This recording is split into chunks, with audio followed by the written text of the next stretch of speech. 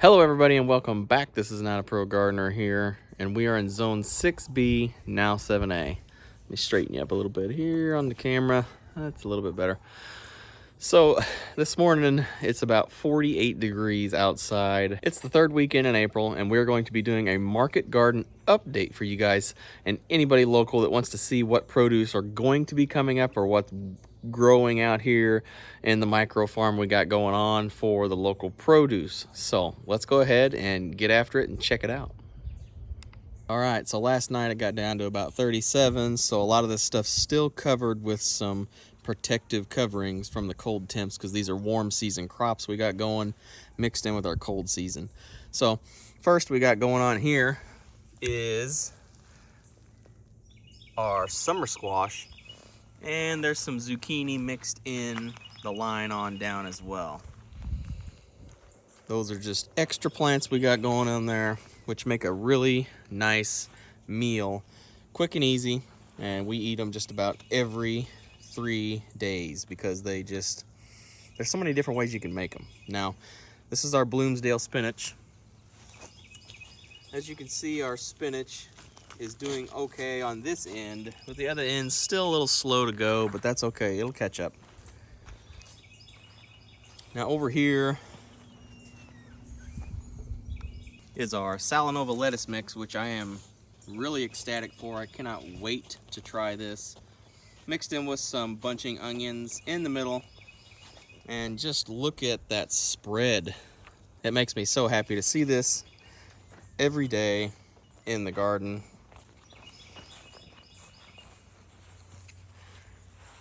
This is my view right here. Yep, my dog's just walking through, but that's okay. That's the view.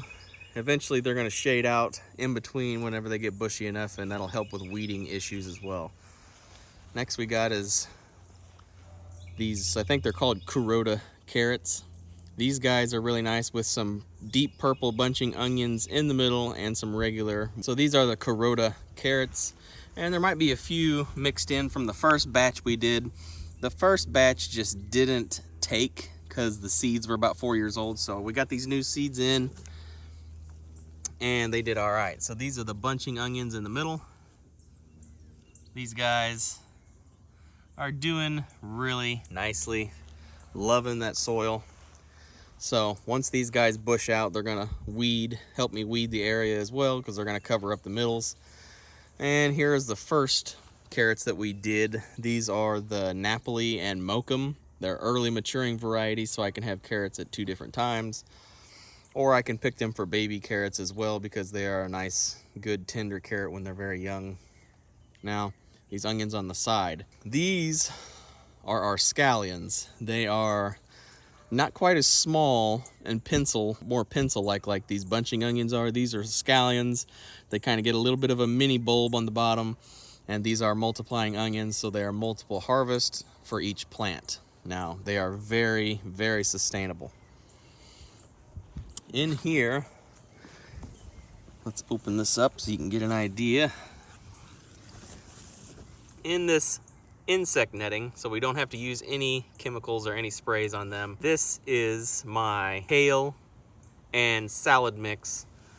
This stuff is just for accent for salad mix, and hopefully that stuff pans out pretty good, because the test salad, I did a test kale spring salad and it turned out really nice. I might pop up a picture of what the finished label and stuff looks like, but it turned out really nice. And in here we got our cauliflower just chugging along really nicely in the insect netting. Go to the middle, it's a little easier to get in here. And we need a little weeding to do, but there's nothing wrong with that. But this is the lavender cauliflower, and it's doing really nicely, coming along. About to fertilize it for the last time with some organic fertilizer. And over here we have our broccoli in this insect netting as well, which this insect netting works pretty good. Now this broccoli we got is the Godzilla broccoli. It just doesn't seem to be as heat tolerant as the broccoli I did last year, which was the Gypsy, which I'll probably end up going back to next year. And we also got that salad mix on each side to help shade out the rows. and to maximize our growing space. And over here is where you might have seen we planted our tomato plants, the extra in-ground tomato plants. And we're going to go ahead and get these guys uncovered and take a look and see what we got.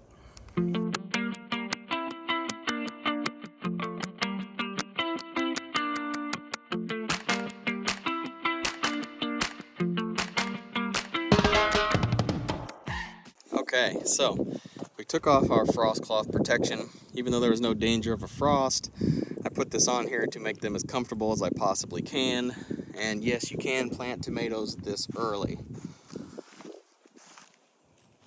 Now, these guys have been in the ground for a week or two.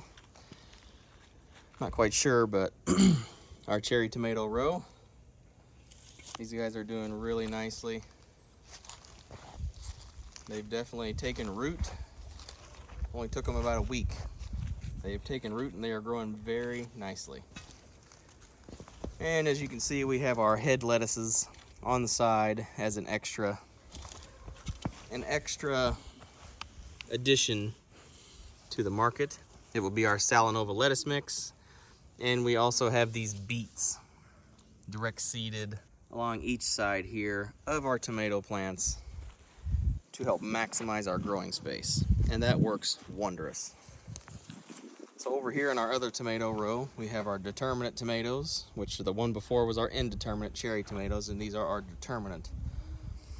As the same, over here we have our Salanova lettuce mix head lettuces that we're gonna grow out for heads of lettuce.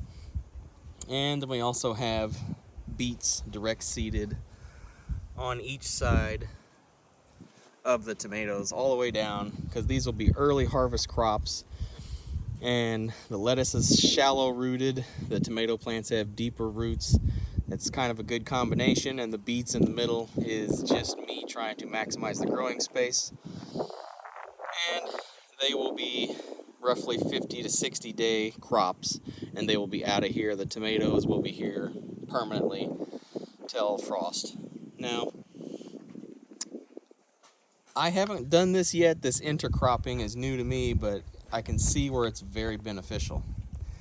As you can see, my seed got a little spotty germination there. That's not a big deal. We were just trying to squeeze out what we can. Okay, now over here, this is what I really wanted to cover was, well, we got a giant eggplant here. We got Swiss chard direct seeded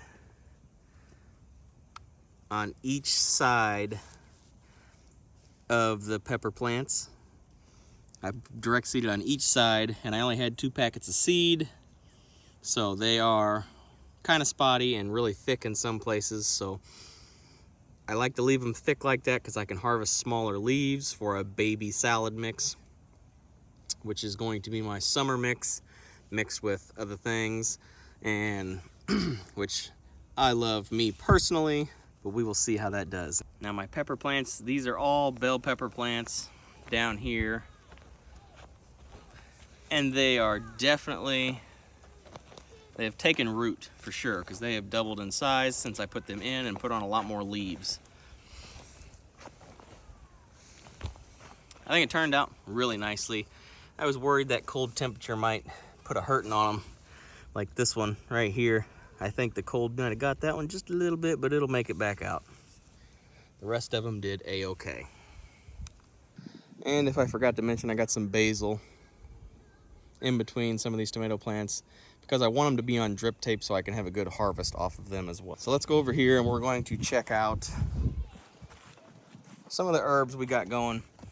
I got some thyme, this English thyme, and oregano. I got a lot of oregano planted, and this is just for pest protection. This sweet alyssum, that will help, but it also attracts something as well, so you got to be careful with that. Next up we got here, needs a little weeding done, but it'll get done eventually.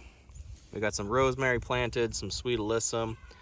This is going to be a big rosemary bed. Hopefully I can keep this going every year after year, and I will be happy with that. And this is the greenhouse. since the greenhouse incident. Not going to change that yet. That's the last on my list to do. So let's go over here and check out one of our other raised beds we got. We also got some sage here. And in between the summer squash and zucchini here, we will have tomatillos planted. They are about 2 weeks away from being planted. This is kind of an extra bed. This is where I like to put a lot of extra transplants. So we got broccoli on this side, cauliflower in the back, we got kale. We also have some celery in the middle here. Kind of hard to see with my shadow. And in between everything was direct seeded some French breakfast radishes, some turnips, some regular championship radishes, the little red ones, the scarlet ones. I have filled this in with as many plants as I could because this is just kind of an extra bed for me, and I like to utilize it for small, quick harvest crops like radishes. And these are all radishes as well. These are all, I just kind of broadcasted them, mixed them in, and then a squirrel got in there and started wreaking havoc. But that's why there's kind of a bald spot here. But these are all different kinds of radish seeds that I had left over from the previous years. And what's the permanent fix here? The permanent herb we're gonna have in here is this sage. So I want this whole thing to be sage year after year. Hopefully I can keep it from getting killed by the frost. So we'll see how that goes. And our last bed of oregano. Now, if you're going to be local coming to the market, you got to smell this oregano. This stuff is absolutely wonderful. What we're going to try to do is we're going to have, I don't really want to use a lot of plastics. So what we're going to try to do is like a live cut flower display of herbs, so I don't have to put them in little clamshells or plastic if I can help it. Basil, I don't know how that's going to go just yet, so we're going to have to see how that goes. I don't know for sure, but the rest of this stuff I'm hoping we'll be able to just put in little vases of water so you can just pick which ones you want, and there'll be less plastics being used. That's kind of the end goal here for me, so we'll see how that works. And then I got this hedgerow here of flowers planted right here beside the garden. As you can see, it's going to be for beneficial insects, which is very important. Now, just stop and just imagine waking up in the morning, just rubbing your eyes, and there it is. Absolutely love looking at this. Like, this stuff is just absolutely picture perfect. So, got a little sidetracked there. So,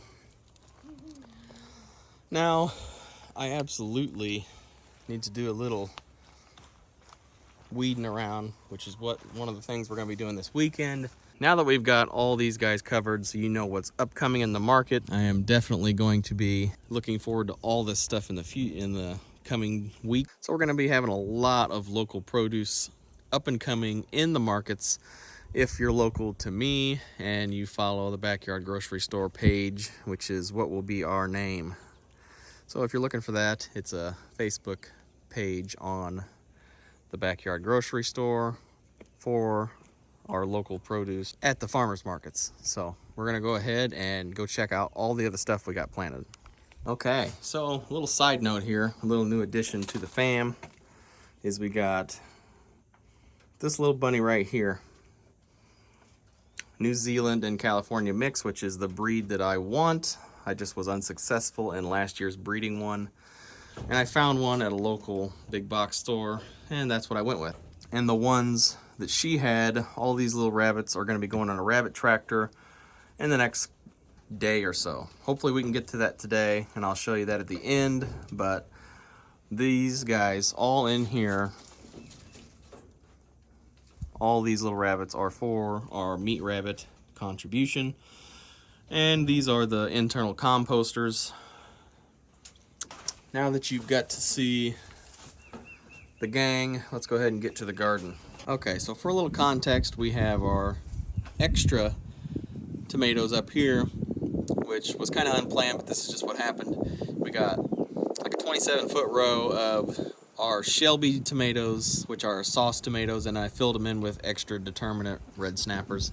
So we're gonna go through all that in a minute, but we just gotta get all this stuff opened up and uncovered. Even though it's still a little chilly, the sun's gonna be popping out here soon and it will get warm.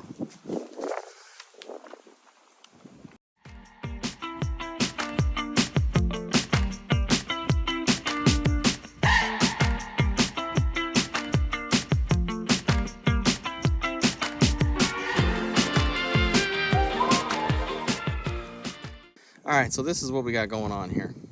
These are our Shelby sauce tomatoes, which are supposed to be really excellent for salsa or any kind of sauces that you might want to make.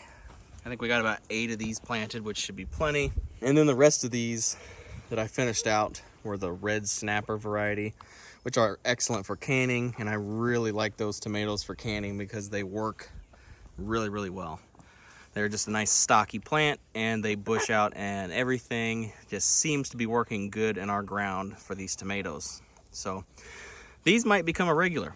Now let's come over here.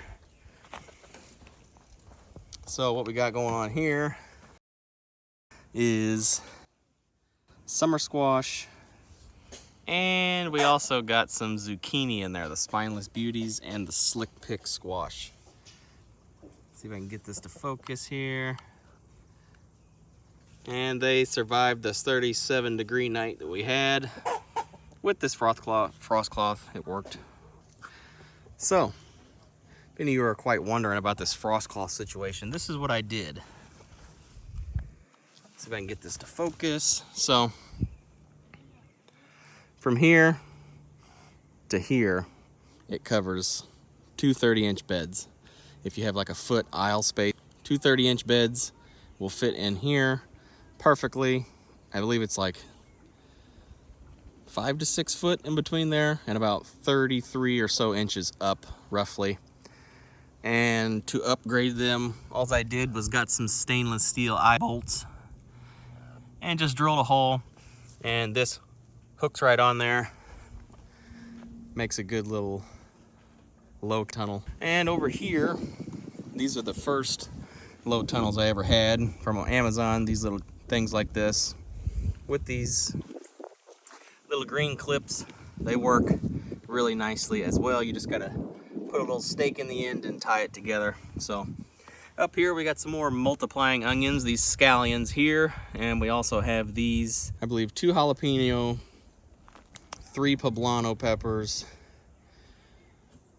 3 serrano peppers, 3 jalapeno peppers, and 3 banana peppers on the end over there. And that's probably going to be enough for me and everybody in the city. Those banana peppers they put out. So I didn't want to overdo it on the spicy peppers because I don't really know how well those fare with everybody. But so this morning I come out here to check the temperature on my Wi-Fi thermometer and see how everything was doing, and I looked it up, and I'll pop up an image of what the temperature was in here at like 7 a.m., which was when it was the coldest this morning. It was like 38, 37 degrees outside, and it was like 50 something degrees in here, I believe, which is amazing. I didn't even have my frost cloth on.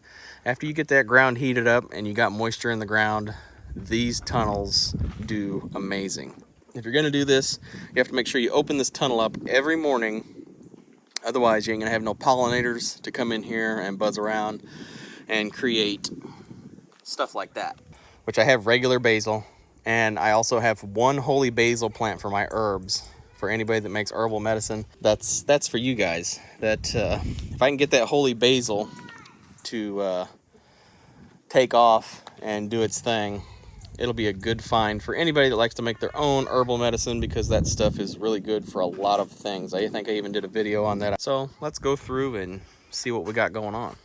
And for future reference, these are on the 30-inch bed spacing with a 10-inch aisle in between as well. That's how I was able to fit 5 beds of tomatoes in here. Pink Wonder on this side. Now some of these guys are a little squirrely, but this left side of the tunnel gets more sun than the right side. So this is Pink Wonder. Pink Wonder's on the other side, but that's in the shade most of the time, so they are lagging behind a little bit. But these guys are doing really nicely as well. They just are they're just waiting to start popping. So I gotta prune them eventually. Probably here in the next couple days I will do that when I come through and prune everything. But this right here is what we're here for. These are the Gin Fizz variety. These guys were the first to flower, and they are doing great. Now, this is our Edox cherry tomato variety. These guys are growing like wildfire as the Gin Fizz variety, but they only have to grow like 2 times the size of that, and that's it. They are very vigorous.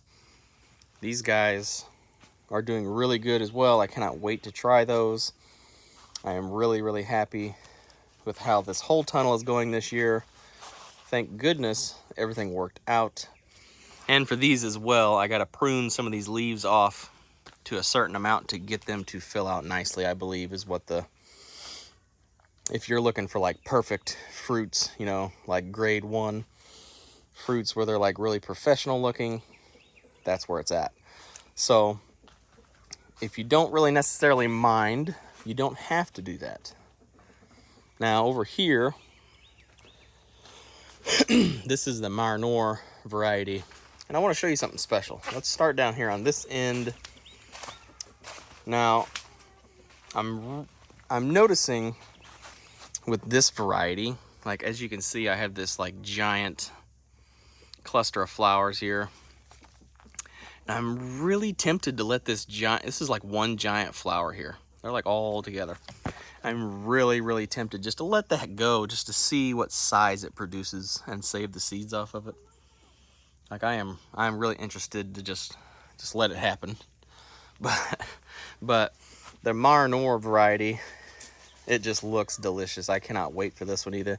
They have tons of blooms. I'm gonna have to go back and look to make sure I don't have to prune those or anything, but it's just very, the size of these flowers are just huge. I've never had a variety do that before. These guys just put out giant, let me see if I can get it in close there. They just put out giant flowers, which is just crazy to me. I've never seen one put out flowers this big before, but I'm hoping some good comes of that. These guys are all doing really nicely. I'm very happy with those. Now, the last row of Pink Wonder tomatoes, as you can see, they're just a little bit skimpy. And I think that is mostly because of them being in the shade more often. So I'm not quite too worried about that. Put my little Wi-Fi thermometer back up there. I'm not too worried about that because these are just kind of like an extra row. I wanted to have that buffer to have an extra row of the Pink Wonders because they are such a beautiful looking tomato. Now, most of these are like heirloom type tomatoes, I believe. Most of these are heirloom type tomatoes, which I am very excited for, and they are just excelling at life. Another reason why you got to open this tunnel up is to get that moisture out of here in the morning. Too much moisture on the leaves all the time will cause disease, which is also a reason why I try to prune as much as I can to keep the pathways clear, because we are trying to grow these strictly organic just like everything else, and that does not require us spraying things for disease, which I don't do anyway. Now, I think they're doing very well. We're going to go ahead and move on. The sun's going to pop out, start heating everything up real soon, and hopefully the pollinators get in here and buzz around. So let's go check out the last one of the day. And another thing I might add is for us to try to get some kind of a pest protection. I don't know if they're close enough, but I planted giant marigolds on each pipe on the side of these high tunnels on the other side and this side to try to help mitigate pests naturally, so I don't have to worry about that as well. So and it'll be beautiful, great for the pollinators, and eventually we're going to be planting some rosemary and stuff. Anything extra, I want to see if it'll survive up against the shed here just for fun. we'll see what happens. All right, and then the last thing we got going on here is behind the house. Little frost protection fabric. We have some butternut squash. Anybody that's a fan of this is a great storage food. I wanted to have some extra butternut squash. Well, maybe some for us as well, because we love to have them as well. But this is also for market, so they should put out pretty nicely, I'm hoping. The reason I put them back here is because this gets early morning sun and it's shaded. Now, once it gets to be like summertime, it gets so hot in the other gardens that these guys just, they wilt pretty bad. So this year I'm gonna try them back here because this becomes shaded at like lunchtime, I think. So I think it gets enough sun. So we will find out how well it does, but this is just me trying to have like a little microclimate for the summer to see if it works. Now, I wanna try lettuce back here one time in the summer. So if I do lettuce back here, if this doesn't work out, I'll do lettuce back here next time, and it'll be like planted a lot more closer together. Okay guys, then this is our market garden update. This is exactly why we do it, because being out here and seeing all this stuff is beautiful. And yeah, the weeds are not as big of a deal as many people make them out to be. The birds, the insects, you know, there are a lot of bad insects, but there are also a lot of good insects. Like, we've put a lot of bird houses up to try to help control pests in the garden as well. And every morning I see our little wrens out there just patrolling through the aisles and just scarfing up all them little insects that they can. And that is exactly why I'm doing this. Sorry, the camera died like mid-sentence there. But that is exactly why I'm doing this, because the birds love to be in that little ecosystem that I'm creating down there. I've seen so many more toads out here. You know, I've seen lots of birds. We got about a couple bats hanging around out here. I love everything that's going on here in our little backyard grocery store, as I'm calling it. It's just a beautiful thing to let nature do its course and it be all natural. Anybody that wants to come up to the market booth local and talk about our farm values, I would love to talk about it. I love to do that. And if you want to hang around, if I'm busy talking to customers or something, just stick around. If you want to chat, I have no problem with that. So anytime, hit me up on the Backyard Grocery Store page and I'll be there. Thanks for watching. This is Not a Pro Gardener here. Don't forget to like, share, subscribe, and I'll see you next time out here in the garden. Have a great day. All right, everybody, so this is the rabbit tractor. And in the front here, I have used the 3 cultivator teeth, and I cultivated, and I put in some, I believe, white Dutch clover for these guys, and some native clover that was here already in the front yard. So, and these are our rabbits, and there's my Jack Russell getting at them. They are loving it. There's the new male right there. He is definitely at least a week older, I think.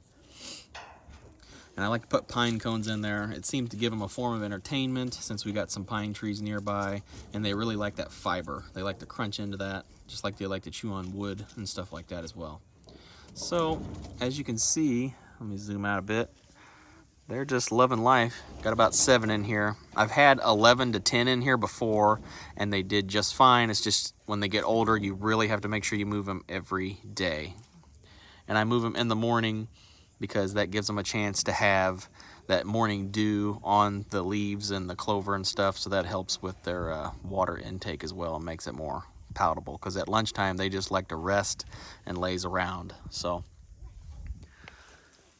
I would say they're all doing really nicely. The dogs are just going bonkers because I haven't had rabbits in the front yard for a while right now. So other than that, this thing works great, and it is good for the soil around the garden. And the urine and feces help deter wild rabbits as well, that can't really say proven because I didn't do anything scientifically, but I haven't had rabbit problems last year because of this, because I used to have to make my own organic spray, which I'll pop up an image of that video. And now these guys do it for me, and they are my meat rabbits as well, so that is a plus.